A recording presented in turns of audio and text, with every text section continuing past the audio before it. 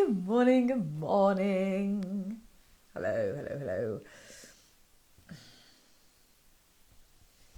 Morning. Good morning, Mike. Oh, everyone all right today? Beautiful day, beautiful day. I don't know whether it's going to rain later. It's all pretty windy, so pretty changeable. But it's nice out there so far, which is good. Bonjour, bonjour, bonjour, Steph. How are you? Oh. Excuse me. Morning, Adrian. I've been boxing again. I must be mad. Second week in a row, up at 5:35. That's why I'm looking maybe a bit ropey. Yeah, in the ring for 6. I learnt TikTok today. TikTok. So don't worry, don't try and box me these days, because I'll be able to dodge your gloves, ducking down, up and over, jabbing and up and under. I loved it. How was the gig? The gig was great. Thank you very much. Absolutely. Well, I loved doing it. I really did. I really loved doing it. People at the Phoenix Arts Club are so amazing. Had a packed house. I don't think there were many seats free at all. It was fab. Thank you, Adrian. And it went really well. Yeah, it did. It did go well. I can't wait to do it again. So watch this space. Love, lust and lucky escapes might be coming to a town near you very soon. Who knows? I don't know.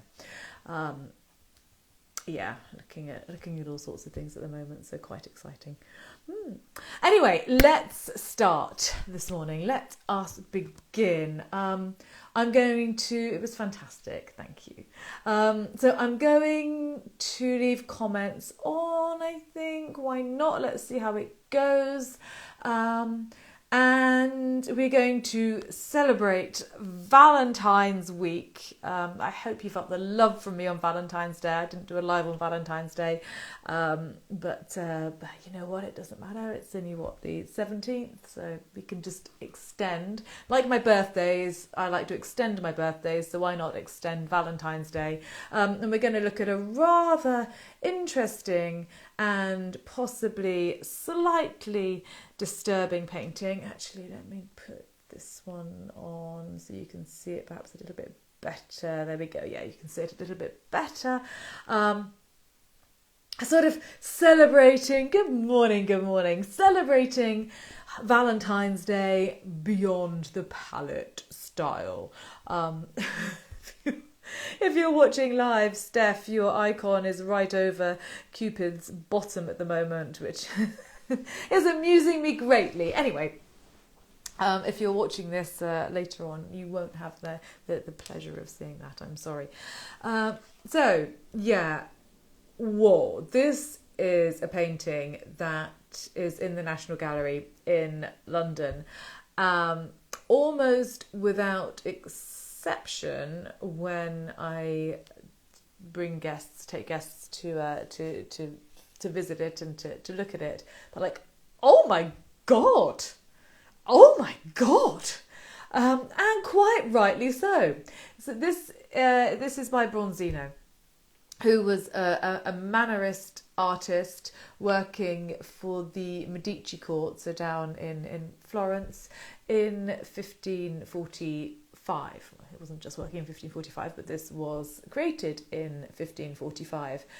And it's called now an allegory with Venus and Cupid. So yeah, we'll come on to that, and that's pretty much the reason people go, oh my god, because it is an incestuous relationship, let's face it. So let's just deal, though, I said mannerist artist, so let's just deal with mannerism and the idea of a mannerism before we go any further. Mannerism sort of came after the High Renaissance. So artists, so for ages, basically the pinnacle, and that's not to say that it negated this point of view or this train of thought, this artistic standard, but it just did something different with it. So for absolutely ages, from the start of the Renaissance, the pinnacle of artistic success and achievement was to be able to paint the human body with verisimilitude. So, a human body that really looked like a human body. And artists famously, such as Michelangelo, Leonardo da Vinci, really studied the human body in order to paint it really well. Mannerists, they were like, yeah, all right, that's fine, but actually a bit bored with that, let's just do something different. And so mannerism was essentially all about putting the human body in weird poses, some more weird than others. Hello, Cupid. And kind of creating an artificiality. And so actually when you look at this, especially when you, well, actually no, I mean when you walk into a room, it really does grab your attention. It is an attention seeking piece of art in many respects, but it doesn't look in any way, shape or form realistic. So it is absolutely built this on artificiality. Everything about it, actually, from the lighting. So if you look, I mean, there is a source of light, but it's really not sunlight, is it? I mean, it's not some kind of beautiful wash of golden light. It's really harsh and glaring. It would be like big studio lights, but only they weren't available in 1545. So not that, but harsh and white and bright, and every single element of this painting is equally prioritized, which I think is quite interesting. So it's almost like a pattern. Okay, so we've got these larger figures in the front, but every other detail is also incredibly carefully depicted and is given pretty much an equal amount of light, so an equal priority. The colours then are also extraordinary. So we have the white flesh that almost looks like marble, but then the background is dominated by this beautiful blue, and it really does stand out. When you see this in the gallery, it really does stand out. So the blue, very dominant, even though it's the background in the painting. Blue also incredibly expensive. The blue was ultramarine. It probably still is. I don't think it's changed. I think it still is an ultramarine. An ultramarine blue was made from lapis lazuli. Lapis lazuli came from Afghanistan, and it was incredibly difficult to extract the ultramarine or the lapis lazuli from the rock. So it was an incredibly laborious process, because they would have to extract and then grind down to a very fine powder, and then mix with the binding agent, which in this case was oil. But at this moment in time in the 16th century, lapis lazuli was as expensive weight for weight as gold. So an incredibly expensive material. That's why it was usually reserved for the Virgin Mary's robes and so on, to sort of to show her importance. Looking for a word, I don't know what word I was looking for, but she was important, right? Still is. So it's a painting that is clearly incredibly expensive. This isn't just any old little painting that was kind of knocked out. It's painted meticulously. You can't see a brushstroke in this painting. So it is quite extraordinary, actually. The overall effect is a bit like enamel. It doesn't really look like a painting at all. All the bright colours, very defined figures, looks like enamel. So quite quite an unusual work within the 16th century Florentine rooms. It's with often Venetian paintings and Florentine paintings in the National Gallery. So yes, an extraordinary overall look that does grab your eye, and then you go up and you look at it properly and you're like, oh my god. So hang on a minute. That is actually Venus. So this lovely lady who is sort of in a sort of almost serpentine pose in the centre of the painting. It's like an S shape. Is Venus, the goddess of love. How do we know that she's Venus? Well, she has got some pearls in her hair. Venus is associated with pearls because she came from the sea. I have done an Elevenses quite a long time ago, I think, actually, now on Venus. But you'll notice that in her hand she is holding something, and this is the thing that really gives the game away. And what she's holding, it looks like a golden ball. Talking about the hand that holds the arrow, she's also stolen one of Cupid's arrows. But in her hand she holds this golden ball, only it's not a golden ball, it's actually a golden apple. So if you know your Greek mythology, Venus was one of the goddesses who was vying to be given this golden apple. It's a whole other story, and again, actually, I've covered this in Elevenses. It's all to do with who was going to be the fairest. The apple had to be awarded to the fairest, and Venus said to Paris, who was judging the competition, well, if you pick me, then I will give you the most beautiful woman anywhere in the whole wide world. And so, of course, he was quite swayed by this. He was like, most beautiful woman in the whole wide world, thank you very much, I'm definitely going for that. And so he awarded the golden apple to Venus. Venus in return gave him Helen of Troy, who unfortunately was married to the king of Sparta, and so the whole Trojan War kicked off. One of the probably the most famous war in the whole of Greek mythology. It's the one that changed everything, but again, that's another story. There's lots. Take note of this. There's lots of stories within this story. You can go off on lots of tangents, as indeed I just have.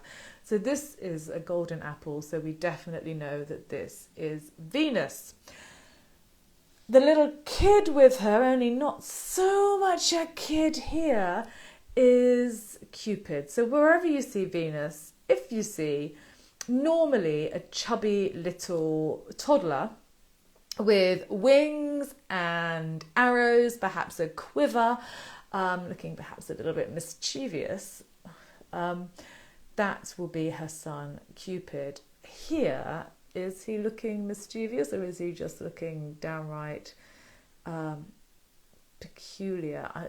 One thing that I have to point out that really does disturb me, just look at his head and look at where his shoulder is. He must have, I think, an incredibly long neck. I think that Bronzino is pushing the ideas of mannerism to their limits here, to their absolute limits. And we'll come on to some of the other characters a little bit later on, or perhaps next week, actually.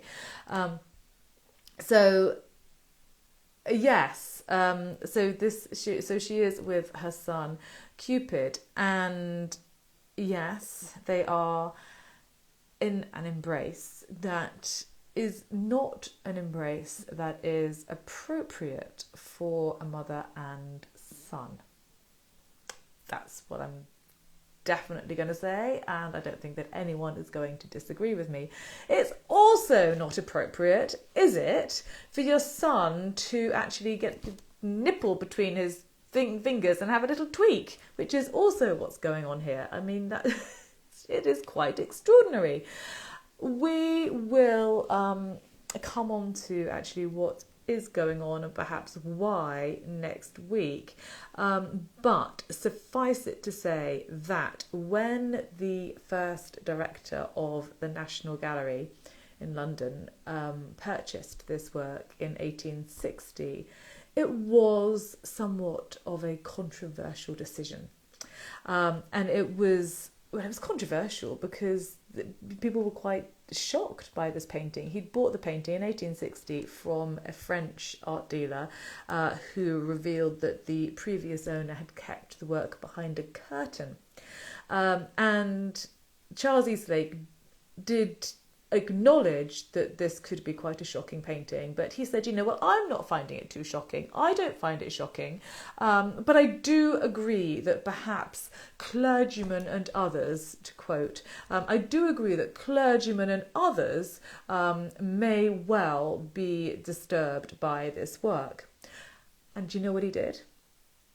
This is quite extraordinary. What he did was he actually asked his restorers at the National Gallery to paint out the nipple tweak and the kiss, because I'll show you a close-up next week, but there is a little bit of slight tongue action going on there as well, between Venus and Cupid. So he asked the restorers to paint these details out. What he didn't know was that somebody else had already had a go. When this came into the National Gallery's possession to the collection in 1860, Venus already had a cloth covering her lap. It wasn't just a cloth, it was a very attractive veil, and Cupid had a whacking great big myrtle branch covering his rather protruding bottom. So somebody else had been at it, and Charles Eastlake didn't know this. Obviously, it was quite a good embellishment. But yeah, someone else had felt that this was not a particularly moral work, and that they needed to clean it up a little bit before 1860. Only found out in 1958, when the work was restored, and when it's restored, the incredibly clever people who do this kind of work, they can look at layers of paint and varnish and see what's been overpainted and what sort of dates and so on. It's fascinating, and they scraped it back very delicately to its original state. So obviously taking away the sort of soft focus that Charles Eastlake had required for the tongue and the nipple, and also removing the myrtle branch and the veil. So you've been looking at this for a while, and you might be thinking, okay, so that is Venus and Cupid. And by the way, Charles Eastlake had a say in the name as well, because Venus and Cupid are I think really they are the only two characters that are completely undisputed by art historians. All the other characters, there are various different theories, but Venus and Cupid, yep, that's definitely them. And so he said to the appropriate department when they were cataloguing the work, and obviously when they were cataloguing it, they had to give it a name, because paintings didn't really come with names. The names were generally descriptive. He wrote to them and he said, I would really appreciate it, essentially, if you play down the erotic sensuality of this painting. Don't go for that at all. Go for the fact that it is allegorical, so it's it's sort of telling a different story to the one that it looks like it's telling. It's not just about Venus and Cupid having a snog. So play up the fact that it's allegorical and play down the sensuality, and so they came up with the descriptive but prosaic title, An Allegory with Venus and Cupid. Probably because they didn't really know what the rest of it meant. What does it mean? Why? Why are they having a kiss? What are all these other figures doing all around? There's some pretty weird ones. Particularly take note of the strange young lady behind the guy who's about to throw some flowers. She's a right mishmash of human and monster creature, definitely monster, yes, perhaps, also has an incredibly long neck, I'm going to say. But what are they all doing? What is it all about? I will continue this next week. It's a two-parter. It's a departure from beyond the palette and Elevenses with Lynne, but that's what we're going to do. It was a bit too long to fit everything into one session.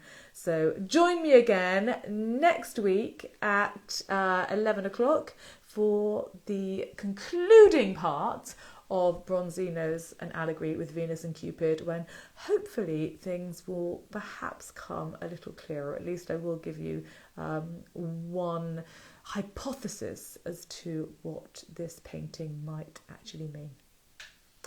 Have a great day, everybody. Have a wonderful weekend, and get out in the sunshine if it's lovely and sunny with you, as it is here. And I will see you next week at 11 o'clock. Thank you very much for joining me.